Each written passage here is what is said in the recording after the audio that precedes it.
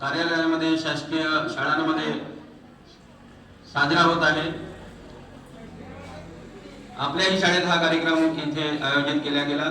या कार्यक्रमाला उपस्थित झालेले सर्व शिक्षक वृंद, शिक्षकेतर कर्मचारी आणि माझ्या विद्यार्थी विद्यार्थिनींनो, आपल्याला माहितच आहे की आपल्याला 150 वर्ष ज्या पारतंत्र्यात घालवावी लागली ते स्वातंत्र्य मिळवण्यासाठी अनेक क्रांतिकारकांनी आपल्या प्राणांचं बलिदान दिलं आणि 15 ऑगस्ट 1947 ला आपल्याला स्वातंत्र्य मिळालं।